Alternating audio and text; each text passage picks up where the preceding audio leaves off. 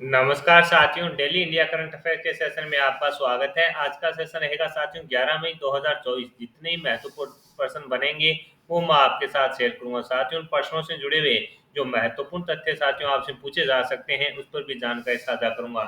Session आपको पसंद आए तो इसे लाइक और शेयर जरूर कीजिएगा। और आपकी सुविधा के लिए साथियों, रिविजन नोट्स के टेलीग्राम पर है जो पीडीएफ डाल दी जाएगी, वहां से आप आसानी से पीडीएफ डाउनलोड कर पाएंगे। तो शुरुआत करेंगे साथियों। सेशन की पहला क्वेश्चन आपने पूछा है कि भारत और फ्रांस के बीच संयुक्त सैन्य अभ्यास शक्ति 2024 का आयोजन है जो कहां पर किया जाएगा। इंपॉर्टेंट साथियों क्वेश्चन रहने वाला है।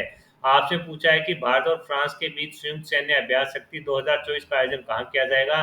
तो आंसर हो जाएगा साथियों उमरोई मेघालय के अंदर है जो संयुक्त भारत और फ्रांस के बीच संयुक्त सैन्य अभ्यास शक्ति 2024 का आयोजन किया जाएगा। भारत फ्रांसीसी सैन्य अभ्यास शक्ति 2024 मेघालय में आयोजित किया जाएगा। भारतीय और फ्रांसीसी सेनाओं के बीच संयुक्त सैन्य अभ्यास शक्ति 13 से 26 मई 2024 तक साथियों उमरोई मेघालय में स्थित भारतीय सेना के संयुक्त प्रशिक्षण नोड में आयोजित है जो किया जाएगा। तो अपने लिए इंपॉर्टेंट रहेगा कि भारत व फ्रांस के बीच संयुक्त सैन्य अभ्यास शक्ति 2024 का आयोजन कहाँ किया जाएगा।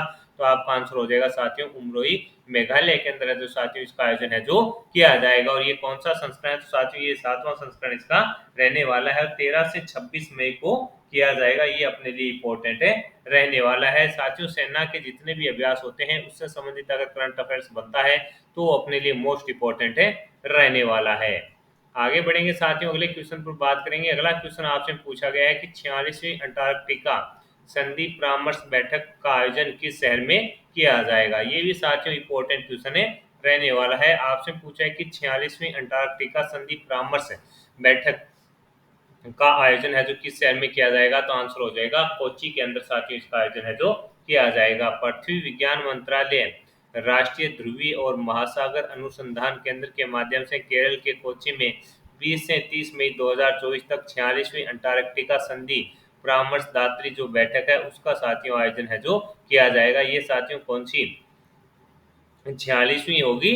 और 26वीं जो ये बैठक है साथियों CEP 26 की 26वीं बैठक की मेजबानी करेगा। यह अंटार्कटिका में पर्यावरण यह प्रबंधन और वैज्ञानिक सहकार और सहयोग पर है जो साथियों क्या होगा रचनात्मक वैश्विक बातचीत को सुविधाजनक बनाने की जुट की इच्छा के अनुरूप है। तो आपसे इंपॉर्टेंट है और पूछा जा सकता है कि पृथ्वी विज्ञान मंत्रालय और राष्ट्रीय ध्रुवीय और महासागर अनुसंधान केंद्र के माध्यम से केरल के कोच्चि में 20 से 30 मई तक 46वीं अंटार्कटिका संधि परामर्शदात्री जो बैठक है उसकी मेजबानी है जो की जाएगी। ये अपने को साथियों याद है रखना है और अपने लिए इंपॉर्टेंट है रहने वाला है और आपसे साथियों पूछा भी जा सकता है। आगे बढ़ेंगे साथियों, अगले क्वेश्चन पर बात करेंगे। अगला क्वेश्चन आपसे पूछा है कि डीआरडीओ ने बुनियादी ढांचे के विकास में उभरती प्रौद्योगिकियों पर 2 दिवसीय राष्ट्रीय संगोष्ठी और उद्योग बैठक का आयोजन है जो कहां पर किया है। आपसे पूछा है कि डीआरडीओ ने बुनियादी ढांचे के विकास में उभरती प्रौद्योगिकियों पर 2 दिवसीय राष्ट्रीय संगोष्ठी और उद्योग बैठक का आयोजन है जो कहां पर किया है। तो आंसर हो जाएगा साथियों नई दिल्ली के अंदर है जो इसका आयोजन किया गया है। रक्षा अनुसंधान और विकास संगठन यानी डीआरडीओ के द्वारा साथियों आयोजित बुनियादी ढांचे के विकास में उभरती प्रौद्योगिकियों पर एक राष्ट्रीय संगोष्ठी और उद्योग बैठक का उद्घाटन साथियों 9 मई को कहां पर किया गया था। साथियों नई दिल्ली में किया गया। रक्षा सचिव श्रीधर अरमाने द्वारा किया गया। सशस्त्र बलों अकादमिक जगत उद्योग और डीआरडीओ की भागीदारी वाले इस 2 दिवसीय कार्यक्रम का उद्देश्य संवाद को बढ़ाना, ज्ञान का आदान प्रदान करना और आत्मनिर्भर भारत दृष्टिकोण के अनुसार बुनियादी ढांचे के विकास में उभरती प्रौद्योगिकियों के द्वारा प्रस्तुत चुनौतियों और अवसरों का समाधान करने के लिए नवीन दृष्टिकोण का पता लगाना इसका प्रमुख उद्देश्य है जो रहने वाला है। तो अपने के लिए इंपॉर्टेंट क्या रहेगा कि डीआरडीओ ने बुनियादी ढांचे के विकास में उभरती प्रौद्योगिकियों पर 2 दिवसीय राष्ट्रीय संगोष्ठी और उद्योग बैठक का आयोजन है जो कहां पर किया। तो आंसर हो जाएगा नई दिल्ली के अंदर इसका आयोजन है जो किया गया था। 2 दिवसीय बैठक थी साथियों 9 व 10 मई को है जो साथियों इसका आयोजन है जो किया गया। अपने लिए इंपॉर्टेंट है रहने वाला है। आगे बढ़ेंगे साथियों, अगले क्वेश्चन पर बात करेंगे। अगला क्वेश्चन आपसे पूछा है कि भारतीय नौसेना के कार्मिक प्रमुख का पदभार है जो किसने ग्रहण किया है।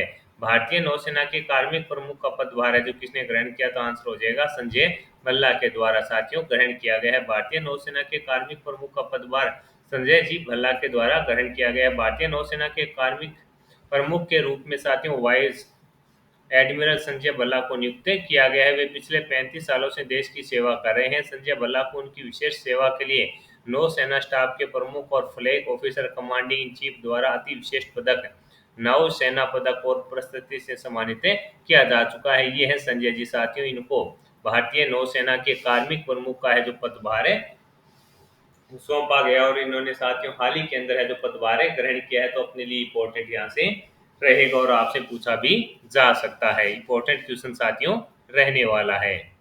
आगे बढ़ेंगे साथियों, अगले क्वेश्चन पर बात करेंगे। अगला क्वेश्चन आपसे पूछा है कि global pride of Sindhi award 2024 किसे दिया गया?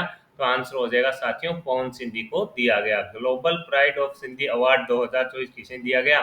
पवन सिंधी को दिया गया। पवन सिंधी को प्रतिष्ठित global pride of Sindhi award 2024 से सम्मानित संतों, महात्मा और साधुओं की उपस्थिति में एक कार्यक्रम में इनको है जो सम्मानित किया गया। इस अवसर पर श्री सिंधी के समाज में उल्लेखनीय योगदान और मानवताओं की सेवाओं के लिए उनके समर्पण का है जो जश्न मनाया गया। तो अपने लिए इंपॉर्टेंट है साथियों, इनकी किस लिए?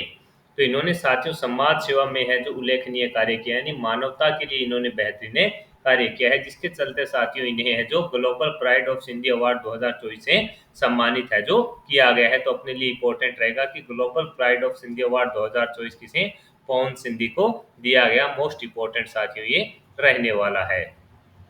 ये इनका फोटो है साथियों, ये है पवन जी सिंधी जिनको प्राइड ऑफ सिंधी अवार्ड 2024 से दिया गया है। अगले क्वेश्चन पर बात करें साथियों, अगला क्वेश्चन आपसे पूछा है कि दुनिया के 50 सबसे अमीर शहरों में भारत के कितने शहर शामिल है? यानी साथियों दुनिया के जो 50 सर्वश्रेष्ठ अमीर शहर हैं उनके अंदर अपने भारत के कितने शहर शामिल हैं? तो आंसर हो जाएगा साथियों भारत के 2 शहर इसके अंदर शामिल हैं। दुनिया के 50 सबसे अमीर शहरों में मुंबई और दिल्ली। हेलने पासपोर्ट भारत में निरंतर आर्थिक विकास के प्रतिबिंब में 2 भारतीय शहरों मुंबई और दिल्ली को पहली बार दुनिया के शीर्ष 50 सबसे अमीर शहरों में शामिल किया गया। मुंबई को दुनिया के 24वें सबसे अमीर शहर का दर्जा दिया गया और सबसे अमीर शहरों की सूची में दिल्ली है जो 37वें स्थान पर रहा। यानी साथियों मुंबई तो इसके अंदर 24वें स्थान पर है और आपसे पूछे भी दिल्ली कौन से स्थान पर है? तो दिल्ली साथियों इसके अंदर 37वें स्थान पर है। तो अपने लिए दोनों चीजें इंपॉर्टेंट रहने वाली है कि दुनिया के 50 सबसे अमीर शहरों में भारत के कितने शहर शामिल हैं? 2। और इसके अंदर कौन कौन से हैं? दिल्ली और मुंबई। मुंबई साथियों 24वें स्थान पर है और साथियों जो दिल्ली है वो 37वें स्थान पर है। तो अपने लिए इंपॉर्टेंट रहेगा दोनों को साथियों कौन सा क्रम है ये भी अपने को थोड़ा दिमाग में रखना है। आगे बढ़ेंगे साथियों, अगले क्वेश्चन पर बात करेंगे कि भारतीय तटरक्षक बल ने स्वदेशी समुद्री ग्रेड स्टील की आपूर्ति के लिए किस कंपनी के साथ एक समझौता ज्ञापन किया है? भारतीय तटरक्षक बल ने स्वदेशी समुद्री ग्रेड स्टील की आपूर्ति के लिए किस कंपनी के साथ एक समझौता ज्ञापन हस्ताक्षर किया है? तो आंसर हो जाएगा जिंदल स्टील एंड पावर के साथ। किसके साथ किया है? जिंदल स्टील एंड पावर के साथ है जो भारतीय तटरक्षक बल ने स्वदेशी समुद्री ग्रेड स्टील की आपूर्ति के लिए है जो साथियों समझौता ज्ञापन पर हस्ताक्षर किया है। भारतीय तटरक्षक बल और जिंदल स्टील एंड पावर ने स्वदेशी जहाज निर्माण को बढ़ाने के लिए साथियों इस समझौते पर हस्ताक्षर है जो किए हैं। तो अपने लिए इंपॉर्टेंट ये क्वेश्चन रहने वाला है और साथियों आपसे पूछा भी जा सकता है। तो अपने को ये चीजें याद रखनी है। मैंने बताया है साथियों की सेना, डीआरडीओ, इसरो, राष्ट्रपति और प्रधानमंत्री से संबंधित जितने महत्वपूर्ण करंट अफेयर्स बने उनको तो साथियों अपने को कन्फर्म ही याद रखना है। अगला क्वेश्चन आपसे पूछा गया है कि किस बैंक ने अटल इनोवेशन मिशन नीति आयोग के साथ साझेदारी में वित्त वर्ष 2024 में 19.6 करोड़ रुपए के अनुदान सामाजिक क्षेत्र के स्टार्टअप का समर्थन है जो किया है? किस बैंक ने अटल इनोवेशन मिशन नीति आयोग की जो साथियों के साथ साझेदारी में वित्त वर्ष 2024 में 19.6 करोड़ रुपए के अनुदान सामाजिक क्षेत्र के स्टार्टअप का समर्थन किया है? तो आंसर हो जाएगा एचडीएफसी बैंक ने साथियों इसमें 19.6 करोड़ रुपए के अनुदान के साथ है जो सामाजिक क्षेत्र के स्टार्टअप का समर्थन किया है। एचडीएफसी बैंक और अटल इनोवेशन मिशन से मिलेगा स्टार्टअप्स को 19.6 करोड़ रुपए का अनुदान। एक सहयोगी प्रयास में एचडीएफसी बैंक और अटल इनोवेशन ने नीति आयोग के तहत साथियों जो कुल 19.6 करोड़ रुपए का अनुदान प्रदान कर भारत में सामाजिक क्षेत्र के स्टार्टअप को सशक्त बनाने का है जो निर्णय लिया है। ये चीजें साथियों मोस्ट इम्पोर्टेंट रहती है। तो अपने को ये क्वेश्चन साथियों याद रखना ही है। आपसे कन्फर्म है कि आगामी प्रतियोगिता परीक्षा में इस प्रकार के क्वेश्चन साथियों पूछ लिया जाएगा। आगे बढ़ेंगे साथियों, अगले क्वेश्चन पर बात करेंगे। अगला क्वेश्चन आपसे पूछा है कि हाल ही में भारत ने किस देश से अपने सैनिक कर्मियों को वापस बुला लिया है? तो आंसर हो जाएगा मालदीव। हाल ही में भारत ने किस देश से अपने सैनिक कर्मियों को वापस बुला लिया है? तो आपका आंसर हो जाएगा मालदीव से है। तो साथियों, भारत सरकार ने भारतीय सैनिकों को वापस बुला लिया है। मालदीव से जारी तनातनी के बीच भारत ने अपने सभी सैनिकों को वापस बुला लिया है। मालदीव की सरकार की तरफ से जारी बयान में कहा है कि सभी भारतीय सैनिक है जो जा चुके हैं। ये थोड़ा इम्पोर्टेंट है और चर्चा में भी साथियों। उत्तर प्रदेश पुलिस कांस्टेबल का एग्जाम हुआ था, तब दोनों मालदीव और भारत के बीच साथियों, सॉरी, भारत व मालदीव के बीच है जो तनातनी चल रही थी, उससे संबंधित करंट अफेयर्स का क्वेश्चन साथियों हूबहू है जो उत्तर प्रदेश पुलिस कांस्टेबल की परीक्षा में पूछा गया था। तो अपने लिए थोड़ा सा इंपॉर्टेंट है, रहेगा ये चीजें। अगला क्वेश्चन आपसे पूछा है कि T20 विश्व कप के लिए श्रीलंका का आधिकारिक प्रायोजक कौन बना है? तो आंसर हो जाएगा अमूल। ये तो अपने को पता है अमूल साथियों। इससे पहले दो देशों का और है जो बन चुका है। 2 जून से शुरू होने वाले शोपीस इवेंट में अमूल को है जो श्रीलंका पुरुष टीम के आधिकारिक प्रायोजक के रूप में घोषित किया गया है। भारत का एक प्रमुख डेयरी ब्रांड अमूल दक्षिणी अफ्रीका और यूएसए क्रिकेट टीम को भी प्रायोजित है जो करेगा। ये भी अपने को याद रखना है कि श्रीलंका के साथ साथ साथियों दक्षिणी अफ्रीका और यूएसए को है भी है जो कौन से करेगा? तो आंसर हो जाएगा साथियों भारत का जो डेयरी ब्रांड है कौन सा, अमूल दूध है जो इसको क्या करेगा साथियों, प्रायोजक के रूप में है जो इस पर कार्य करेगा। ये अपने को याद रखना है। आगे अगला क्वेश्चन साथियों आपसे पूछा है कि हाल ही में राष्ट्रीय महिला हॉकी लीग के पहले संस्करण के लिए किसने साझेदारी की है?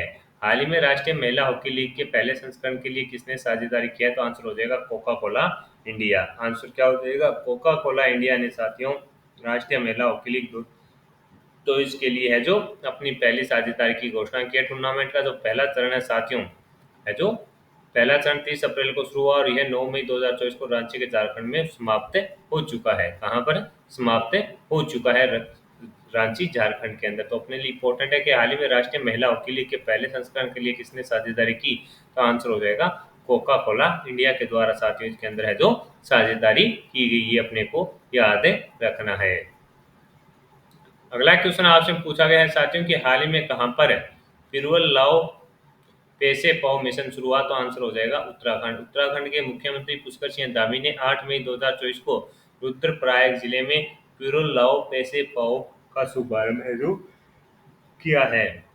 पिरुल लाओ पैसे पाओ अभियान के तहत स्थानीय युवाओं और ग्रामीण जंगल में सूखा पिरुल चीड़ के पेड़ की पत्ती एकत्र करेंगे और उन्हें निर्धारित पिरुल संग्रहण केंद्र तक ले जाएंगे। उसके बाद साथ ही उन्हें जो पैसा भी दे दिए जाएंगे। इस पेड़ से साथियों इस प्रकार की आशंका रहती है कि इसके पेड़ के माध्यम से जो जंगल के अंदर आग फैल जाती है और उसको रोकने के लिए साथियों उत्तराखंड के मुख्यमंत्री पुष्कर सिंह धामी ने साथियों इस प्रकार की जो योजना है उसका शुभारंभ है जो किया है।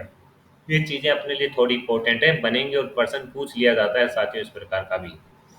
अगला क्वेश्चन आपसे पूछा है कि एआई के लिए आईएसओ प्रमाणन प्राप्त करने वाली दुनिया की पहली आईटी कंपनी कौन सी बनी है? इंफोसिस।